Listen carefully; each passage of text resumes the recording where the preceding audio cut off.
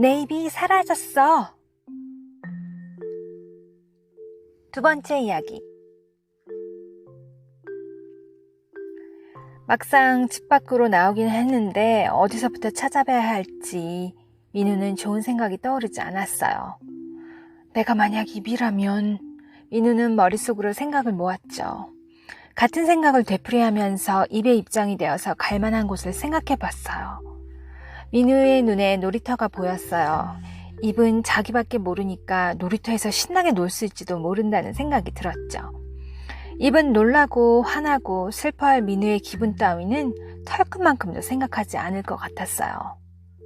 민우는 자기 자신만 생각하는 입이 얄미웠어요. 어쩌면 벌써 민우는 까맣게 잊어버렸을지도 몰라요. 민우는 놀이터를 향해 뛰어갔죠. 모래밭에서 바늘을 찾는 것처럼 놀이터 안을 샅샅이 살펴보았어요. 미끄럼틀, 시소, 그네 모두 텅 비어 있었죠. 민우는 터덜터덜 공원으로 갔어요.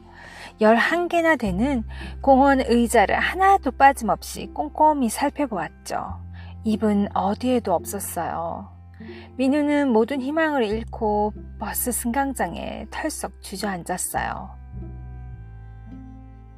노란색 마을버스가 속도를 줄이면서 다가오더니 민우 앞에 멈춰섰어요.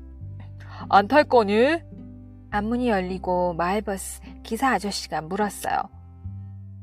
제발 말 시키지 마세요. 민우는 고개를 저었어요. 마을버스가 그냥 지나갔어요. 바로 그때 타닥 타닥 타닥 민우의 귓가에 아주 조그만 발자국 소리가 들렸어요. 민우는 귀를 쫑긋 세우고 쳐다보았어요. 조그맣 발자국의 소리는 민우의 입이 분명했어요. 도망칠 때 들었던 소리와 똑같았거든요. 민우는 고양이처럼 살금살금 발자국 소리를 따라갔어요. 얼마쯤 가다 보니 사람들 발밑에서 걷고 있는 입이 보였어요. 왼쪽 입술 가장자리에 딸기 씨앗처럼 작은 점이 콕 박혀 있어서 한눈에 알아볼 수 있었죠. 거기서! 민우가 입을 향해 뛰기 시작했어요. 민우가 쫓아오는 것을 본 입은 달아나기 시작했어요. 적이 나타나면 놀라서 몸을 둥글게 마는 콩벌레처럼 입이 몸을 동그랗게 오므라더니 대글대글 굴러서 좁은 골목길 안으로 쑥 사라져버렸어요. 숨을 헐떡거리며 민우는 골목 안으로 따라 들어갔어요. 비좁은 골목 안은 바깥보다 10배는 어두웠죠. 겁이 먹어서인지 골목길이 고무줄처럼 쭉쭉 늘어나는 것 같았어요. 아무리 찾아봐도 없는 것 같아. 깜깜해서 잘 보이지도 않고 말이야. 잔뜩 겁을 먹은 민우가 포기하려고 돌아설 때 반짝 불빛이 켜지더니 갑자기 골목 안이 밝아졌어요. 골목 한 구석에 작은 가게 하나가 불쑥 나타난 거예요. 이런 곳에 문방구가 있었나? 밤이 늦은 시간인데도 장사를 하나 봐. 그때 민우의 입이 다다다다다 문방구 안으로 쑥 들어가는 것이 보였어요.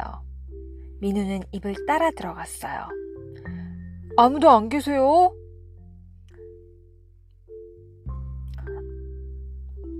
이런 책을 읽는가 하는 것이 깜빡 졸았나 보네. 손님이 가게 안으로 들어온 줄도 몰랐어. 뭘 찾니? 회색빛 머리카락을 곱게 빗어 비녀를 꽂은 아주머니가 연달아 하품을 하면서 말했어요. 갈색 가죽으로 덮여있는 책은 한눈에 보기에도 따분해 보였죠. 그런데 손때가 타서 반질반질했어요. 제법 여러 번 읽은 모양이에요. 민우는 신기한 물건이라도 되는 양 책에서 눈을 떼지 못했죠. 민우가 보기에 그 책은 라면 냄비 받침용으로 사용하기에 딱 좋을 것 같았어요. 착! 할머니가 책을 덮으며 민우를 바라보았죠. 할머니의 손등은 배추 잎사귀처럼 수많은 주름으로 뒤덮여 있었어요. 손님을 가게 안에 세워둔 채로 졸다니 게으른 할머니인가 봐. 물건을 몽땅 훔쳐가도 모르겠네. 나 게으른 할머니 아니야. 책 읽느라 밤 꼬박 세워서 그런 거지. 전에는 열흘밤을 꼬박 세워도 거뜬했거든. 나이를 먹어서 그런지 나도 모르게 깜빡깜빡 졸고는 한다니까. 눈을 감고 있어도 다 볼 수 있으니까 물건 훔칠 생각은 안 하는 게 좋을 게야. 민우 머릿속을 들여다보기라도 한 것처럼 할머니가 두 눈을 부릅뜨면서 말했죠. 할머니의 부릅뜬 눈과 마주치자 민우의 머리카락이 고슴도치처럼 쭈뼛쭈뼛 곤두서는 것 같았어요. 온몸에 박힌 고슴도치 가시를 털어내듯 몸을 부르르 털었어요. 찾는 물건 없으면 그만 나가주면 좋겠는데 나는 진상 손님이 세상에서 제일 싫어. 내 입이 방금 문방구 안으로 들어왔는데요. 민우가 웅얼웅얼 했어요. 입이라면 저리로 가봐. 할머니가 눈도 뜨지 않은 채 턱짓으로 민우가 방금 들어온 가게 문 옆 한쪽 귀퉁이를 가리쳤죠. 입이 없기 때문에 말소리가 밖으로 나오지 않는 민우의 말을 할머니는 모두 알아들은 것이었어요. 따라와. 너무 놀라서 그 자리에 붙박혀 있자 할머니는 의기양양하게 앞장섰어요. 입이라고 했지? 할머니가 입이 들어있는 뽑기통을 가리키면서 되물었어요. 민우는 대답 대신 고개를 끄덕였죠. 자신이 원하는 입을 머릿속으로 떠올리면서 손잡이를 돌리세요. 뽑기통에 생겨진 빨간 글씨가 가장 먼저 눈에 띄었어요. 뽑기통 안에는 수많은 캡슐로 가득 차 있었죠. 캡슐 안에는 뾰족한 입, 둥근 입, 네모난 입, 지독한 냄새가 나는 입, 향기 나는 입, 커다란 입, 톱니가 달린 입. 사람의 입은 물론이고 곤충과 동물, 심지어 쌍둥이처럼 두 개가 위아래로 붙어있는 입까지 없는 게 없었어요. 민우는 배낭에서 돼지저금통을 꺼냈어요. 동전이 생길 때마다 넣었더니 제법 무거웠죠. 집에 나올 때 챙겨오길 잘했다 생각이 들었어요. 이곳에선 돈 받지 않아. 대신 가게 어딘가 숨어있을 네 입과 바꾸면 돼. 민우는 할머니 말에 고개를 갸우뚱했어요. 좋은 기회를 잡은 것 같아 민우는 할머니를 향해 고개를 크게 끄덕였어요. 어차피 눈꽃만큼도 마음에 들지 않는 입이었으니까요. 입을 마음대로 고를 수 있다면 아무 말이나 거침없이 내뱉는 입을 골라야지. 그동안 하고 싶은 말을 제때 못했던 바람에 속상했던 적이 한두 번이 아니잖아. 뽑기통 손잡이를 향해 팔을 뻗으며 민우는 마음속으로 생각했어요. 자석에 이끌리듯 민우의 손이 손잡이에 착 달라붙었어요. 달그락 달그락. 민우는 손잡이를 살살 돌렸어요. 떼구르르르르 톡. 드디어 캡슐이 구멍을 빠져나왔어요. 민우는 조심스럽게 캡슐을 집었죠. 그러자 캡슐이 붕 떠오르면서 빙글빙글 돌기 시작했어요. 캡슐 안에서는 푸른 빛이 뿜어져 나왔어요. 어서 빨리 뚜껑을 열어달라고 조르는 것 같았어요. 민우가 뚜껑을 열자 캡슐 안에는 반듯하게 접혀있던 종이 쪽지가 이불처럼 펴지면서 입모양 스티커가 짠! 하고 모습을 드러냈어요. 입은 민우 얼굴 주위를 한 바퀴 두 바퀴 돌더니 입이 있던 자리에 착 하고 달라붙었어요. 푸른빛 폭죽이 팡팡 터지더니 펑 하는 소리가 났죠. 깜짝 놀란 민우는 두 눈을 질끔 감아버렸어요. 민우는 서서히 눈을 떴어요. 어느새 집으로 돌아와 있었죠. 어휴, 민우는 깊은 한숨을 내쉬었어요. 그런데 입에서 바람 빠지는 소리가 났죠. 너무 놀란 나머지 민우는 손으로 입이 있던 자리를 더듬어 보았어요. 민우는 욕실로 달려가 거울을 비춰봤어요. 빨간 입술이 앙증맞게 붙어 있었어요. 민우는 엄마가 차려놓은 아침밥을 먹은 다음 축구공을 툭툭 걷어차며 학교를 향했죠. 학교로 향하는 발걸음이 너무 가벼웠어요. 마치 다른 사람으로 새롭게 태어난 것 같았죠. 축구할 사람 모여라. 내려놓기 바쁘게 민우가 큰 소리로 외쳤어요. 다른 때 같으면 친구들에게 거절당하면 어쩌지? 조마조마한 마음에 축구공만 만지작거렸을 거예요. 그런데 어떻게 된 일인지 생각할 틈도 없이 말이 막 튀어나왔죠. 1교시가 시작하기 전까지 시간이 얼마 남지 않은 탓에 민우의 마음은 조급했어요. 은결이, 동우, 준이, 찬이, 영웅이, 승재가 손을 번쩍 들었죠. 승재를 보는 순간 어제 당했던 일이 생각났어요. 코끼리 연필을 망가뜨려 놓은 생각이 떠오르자 머릿속엔 빨간 불이 켜지는 것 같았어요. 승재, 넌 축구 못하니까 빠져. 민우가 승재를 향해 말했어요. 그러자 승재의 얼굴이 불에 든 듯 빨갛게 달아올랐죠.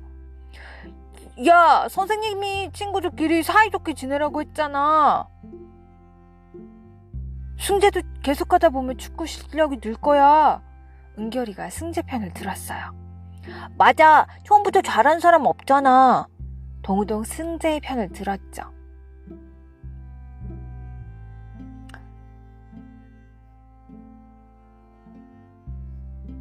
야, 수학 문제하고 그런 거 하고 축구는 달라.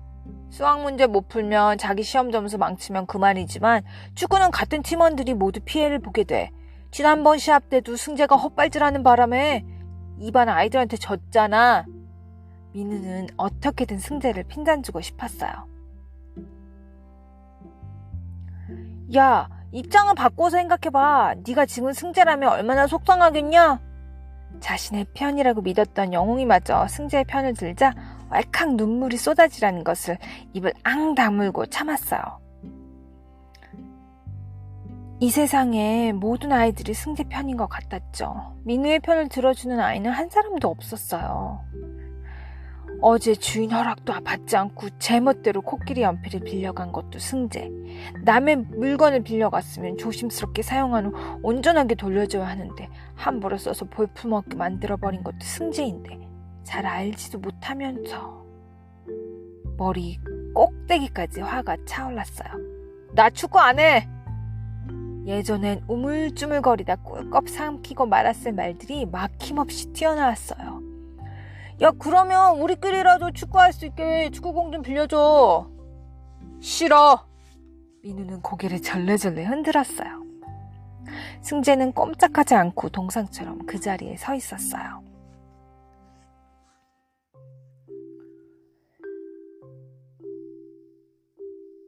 승재가 축구를 못하니까 빼자고 말한 것뿐인데 왜들 그렇게 쏘아보는 거야? 민우는 발소리를 콩쾅거리며 자리에 앉았죠. 야, 삼각김밥, 꼴 보기 싫은 머리통 좀 치워. 민우는 짝꿍 다솜이에게 괜한 화풀이를 했어요. 다솜이의 머리는 짧은 단발인데 아래가 부스스하게 들떠서 꼭 삼각김밥 모양 같았거든요.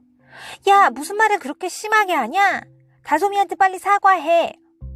등 뒤에서 현정이의 목소리가 불쑥 튀어나왔어요. 있는 사실을 그대로 말한 것뿐인데 뭐라고 하는 거야? 잘못한 것이 있으면 사과를 하지.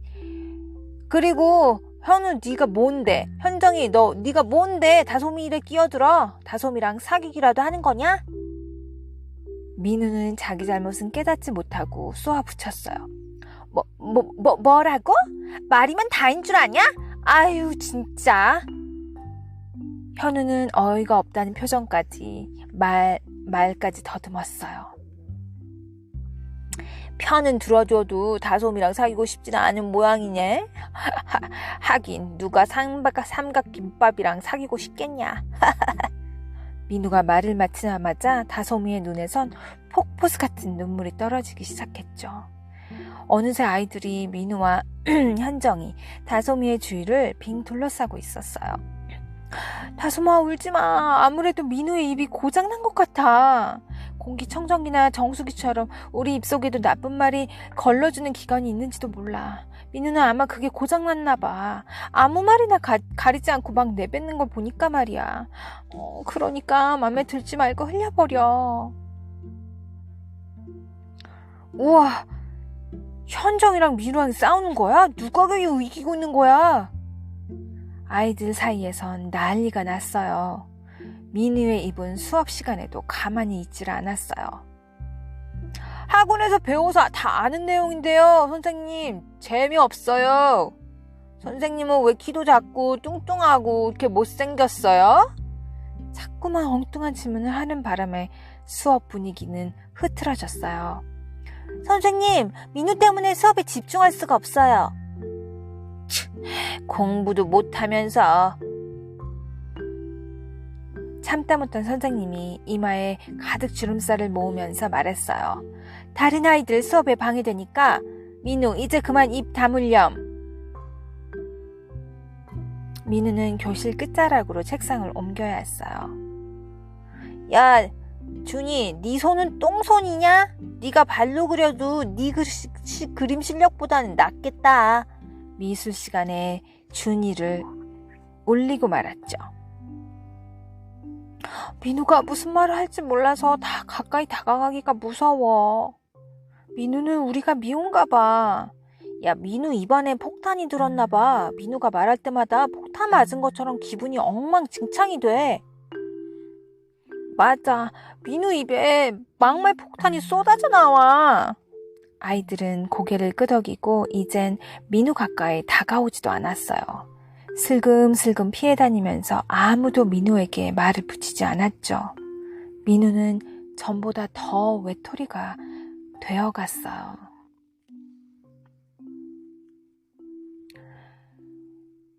수줍음이 많아 말을 하지 못했던 민우.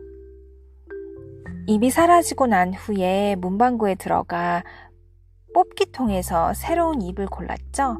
하지만 그 입은 막말을 마구 내뿜어대는 말이었어요. 오늘 이야기도 재밌게 들으셨나요? 다음 시간에는 계속해서 민우 이야기 내 입이 사라졌어 를 계속할 건데요. 다음 편에는 좀 더 긍정적인 결말을 한번 기대해 볼게요.